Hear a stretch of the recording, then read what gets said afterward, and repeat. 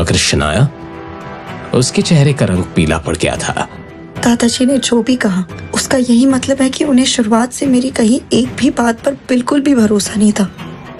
इस बात से शनाया कितनी अपसेट हो गई थी, इस बात का अंदाजा लगाना आहान के लिए कोई मुश्किल बात नहीं थी। शनाया, क्या तुम्हारे पास कोई ऐसा सबूत है जो ये साबित कर सके कि शौर्य ने विकी नाम के गुंडे के पास जाने के लिए मजबूर किया?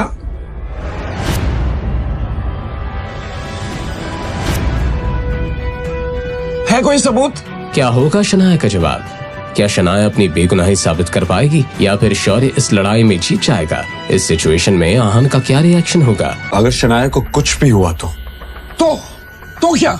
तो मैं भूल जाऊंगा कि आप शनाया के दादाजी हैं। Really? शनाया, आज तुम इसके साथ चली गई तो अच्छा नहीं होगा।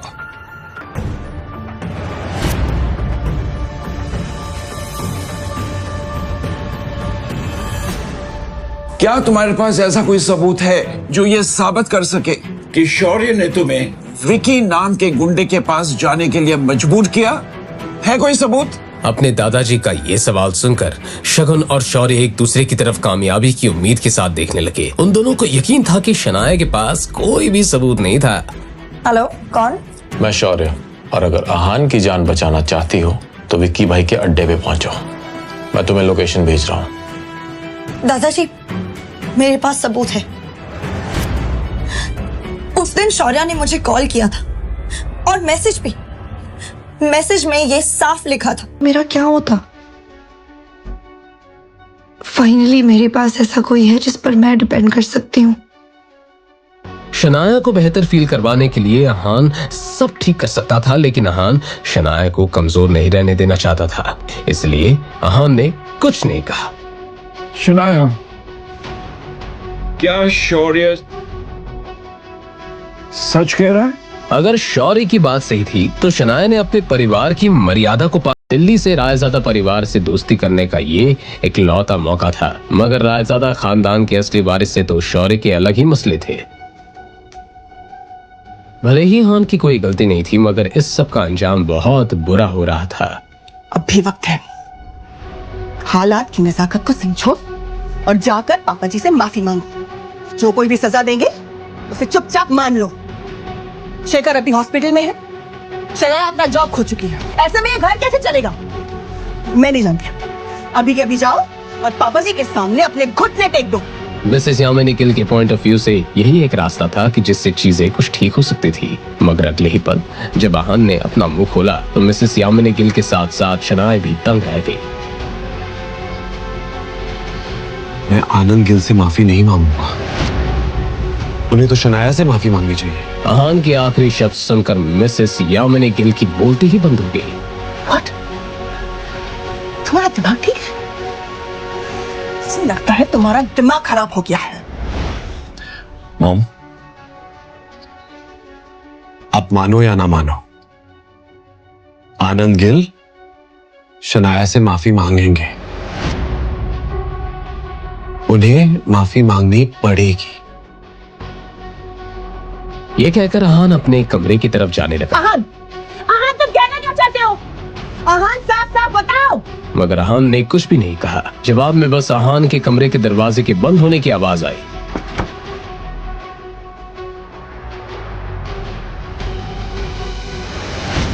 जब शौर्य और नीरज गिल बिल्डिंग के अंदर आए, वो दोनों थोड़ा नर्वस थे, मगर दोनों बाप बेटे इस तरह दिखावा कर रहे थे मानो पिछली बार जिल्लत कभी हुई नहीं थी। नीरज गिल ने शौर्य से कहा, बेटा, हो सकता है कि पूरे दिन तुझे मिल रहा हो, और हो सकता है कि हमें हर्ष मेहरा को मिलने की नौबत ही ना आए। अपने पापा की ये बात सुनकर शौर्य को कंफर्टेबल फील हुआ। Hello. Hello sir. Mister Harsh Mehra please. This way sir. और वो कॉन्फिडेंस के साथ अंदर गया। Mister Harsh Mehra, good afternoon. Please sit. उन दो शक्लों को देखकर हर्ष मेहरा ने बेरुखे अंदाज में दोनों से सवाल करते हुए कहा, आप दोनों यहाँ क्या कर रहे हो? मिस्टर मेहरा, वो कुछ दिनों पहले आपने गिल कंस्ट्रक्शन के साथ में वो कॉन्ट्रैक्ट साइन किया था ना, स्प्रिंग कंस्ट्रक्शन वाला, तो जब मैंने कॉन्ट्रैक्ट साइन किया था तुम वहां थे? हर्ष मेहरा के इस बात से कोई फर्क नहीं पड़ रहा था कि नीरज गिल कौन था और उम्र में उससे कितना बड़ा था। वेल, हम दोनों तो नहीं थे उस समय में, मगर उससे क्या फर्क पड़ता है। कंपनी ने ये प्रोजेक्ट हमें सौंपा है तो आप हमारे पास बेफिक्री के साथ काम कर सकते हैं। ये सुनकर हर्ष मेहरा ने इस तरह रिएक्ट किया मानो कुछ सोच रहा हो। मुझे फर्क पड़ता है।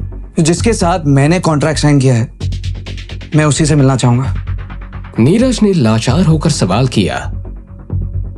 मिस्टर मेहरा, आप मेरी मुश्किलें क्यों इतनी बढ़ाते जा रहे हैं? निकल जाओ यहाँ से। और अब मैं मीटिंग तभी करूंगा जब मिस शनाया खुद यहाँ चल कर आएगी। उसके पापा से कुछ नहीं होने वाला था, इसलिए शौर्य ने बीच में बात काटते हुए कहा। वो एक्चुअली मिस्टर नाया थोड़ा बिजी है, वो 1 महीने के लिए वेकेशन पे गई है। अब हर्ष कोई बहाना नहीं बना सकता था, लेकिन आगे हर्ष मेहरा ने जो कहा उसे सुनकर दोनों बाप बेटे शॉक्ड हो गए। तो फिर कोई बात नहीं, वो जब वापस लौटेंगी काम तभी शुरू होगा। अब मैं उनके लिए वेट कर सकता हूँ। क्या आप अपनी पर्सनल प्रॉब्लम के लिए काम को लेट करेंगे? ये मत भूलिए कि हमने कॉन्ट्रैक्ट साइन किया है, और अगर आपके सुपीरियर ऑफिसर्स को ये पता चलेगा तो अच्छा नहीं होगा। शौर्य की इस बात में वार्निंग झलक रही थी। ये सुनकर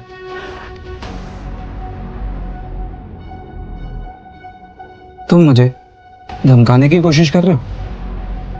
मिस्टर मेहरा, हम आपको धमकी देने की कैसे कोशिश कर सकते हैं? बात तो यहीं खत्म हो गई थी। हर्ष मेहरा ने वापस से अपनी फाइल पकड़ी और बाप बेटे की इस जोड़ी को जानबूझकर नजरअंदाज करते हुए कहा। तो अगर ऐसी बात है तो निकल जाओ, और अगली बार मैं शनाया के बगैर वापस मत आना। लीव। शौर्य और नीरज एक बार फिर से इस कंपनी में बेइज्जत हो चुके थे।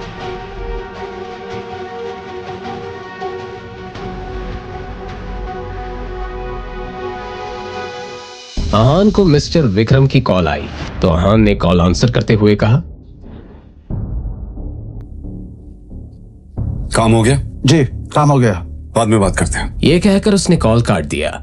इस वक्त आहान किचन में खाना बना रहा था कि तभी शनाया किचन के अंदर आई और उसने आहान से सवाल करते हुए कहा। आन किससे बात कर रहे थे? शनाया का सवाल सुनकर आहान नर्वस हो गया। उसने बहाना बनाते हुए कहा। ऑफिस से कॉल आया था। आपको भूख लगी होगी ना, खाना बन जाएगा, बस 5 मिनट ना। अपनी बात कहने के बाद वो जा ही रही थी कि शनाया को कुछ याद आया और उसने मोड़कर आहान से पूछा। वैसे आप विकी के अड्डे पर पहुंचे कैसे? आप वहाँ क्या कर रहे थे?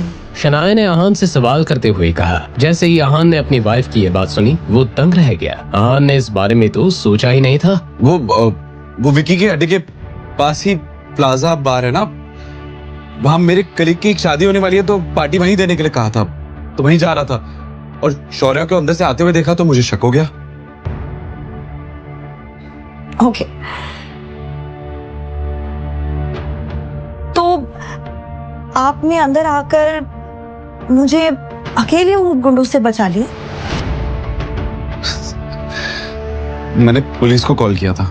पुलिस के बारे में सुनकर शनाया को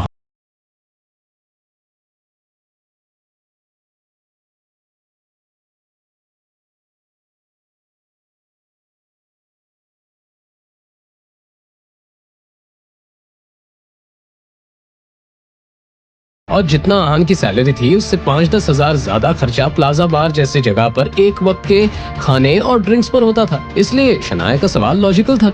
जी सही है, खर्चा तो हम कर ही नहीं सकते। शनाया जानती थी, इसलिए वो अब सवालिया नजरों से आहान की तरफ देखने लगी। ऑफिस से वाउचर्स मिले थे इसलिए हम मांग रहे थे। अब तो शनाया के पास सवाल करने की कोई जगह ही नहीं बची थी, इसलिए उसने हाँ में सर हिलाया और जाकर डाइनिंग टेबल पर बैठ के अपने खाने का इंतजार करने लगी। जान ही निकाल दी थी। थोड़ी ही देर में खाना बन गया। आहान ने शनाया के प्लेट में खाना सर्व किया।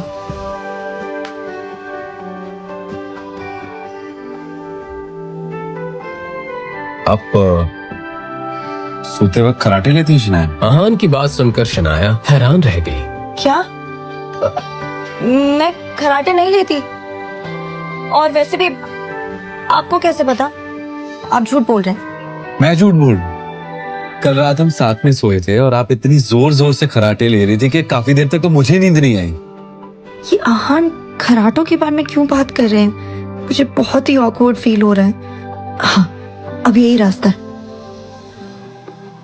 क्या कल रात को हम साथ में सोए थे? जैसे ये बात बाहर आई, आहान की बोलती बंद हो गई। अपने घबराए हुए पति की ऐसी हालत देखकर शनाया को जोर जोर से हंसने का मन कर रहा था। अच्छा, तो ऐसी बात है। मैंने आपको कहा रुकने के लिए, मुझे तो याद भी नहीं आ रहा। शनाया को लग रहा होगा कि मैं कितना बदतमीज हूं। अभी मैं उनसे नजरें नहीं मिला सकता।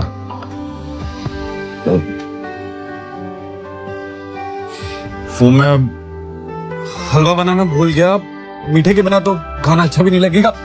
आप आराम से खाइए, मैं अभी हलवा लेकर आता हूं। अपनी बात कहने के बाद आहान तुरंत किचन की तरफ चला गया। उसे ऐसे जाते हुए देखकर शनाया की हंसी छूट गई। खिलखिलाकर हंसने के बाद शनाया ने अपने आप से ही कहा, ये आहान भी ना, इन्हें चिढ़ाने में एक अलग ही मजा आता है। जहाँ एक तरफ आहान और शनाया के घर में हंसी मजाक का माहौल था, गिल कंस्ट्रक्शन की हवा में एक अलग ही टेंशन थी। स्प्रिंग कंस्ट्रक्शन से आने के बाद शौर्य और नीरज की हालत गुस्से और चिढ़ से खराब हो रही थी। इस हर्ष मेहरा की हिम्मत तो देखो।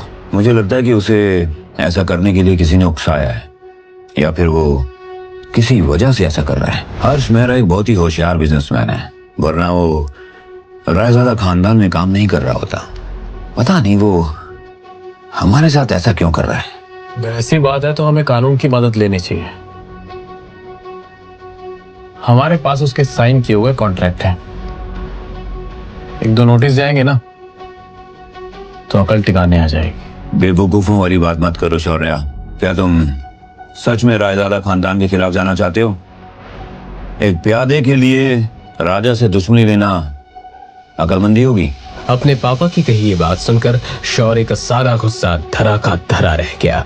तो फिर अब हम क्या करें पापा? पता नहीं, पापा ऑफिस में आ गए होंगे।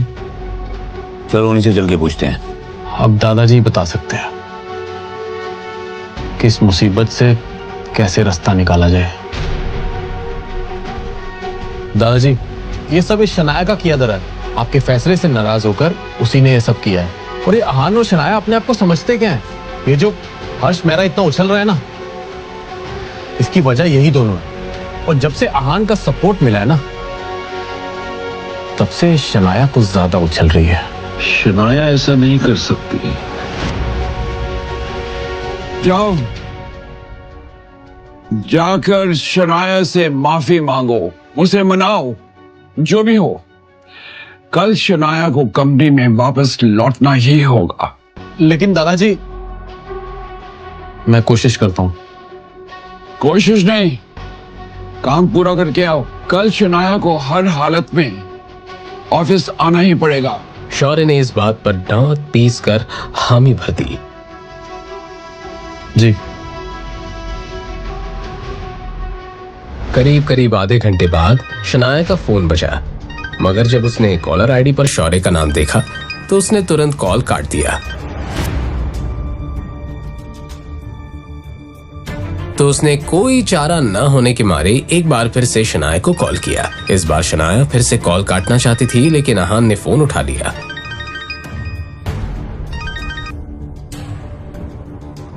क्या बात है? शनाया कहाँ है? मुझे उससे बात करनी है। आहान को ऐसे ही किसी जवाब की उम्मीद थी। सॉरी।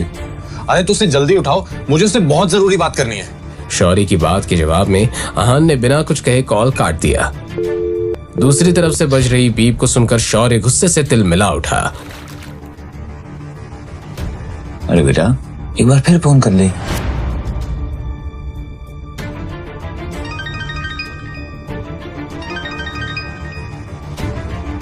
आहान, मेरा दिमाग खराब मत करो। कहो तुम्हें क्या कहना है, मेरे पास वक्त नहीं है। शनाया से कहो अगर वो मेरी बात मान ले और अपना दिमाग ना चलाए तो मैं उसे इस कंपनी में वापस आने का मौका दे सकता हूँ। शौर्य ने अपनी बात इस अंदाज में कही थी मानो कि कोई चैरिटी कर रहा था। आहान खुद इस पूरे गेम का मास्टरमाइंड था।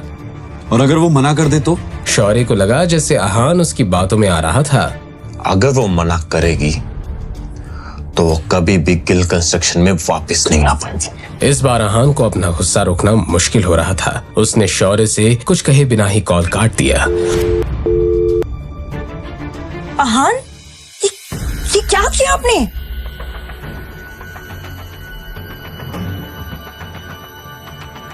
क्या शनाया अहान से नाराज हो गई थी? अब अहान उसे कैसे मनाएगा? क्या होगा शौर्य और नीरज गिल का अगला कदम?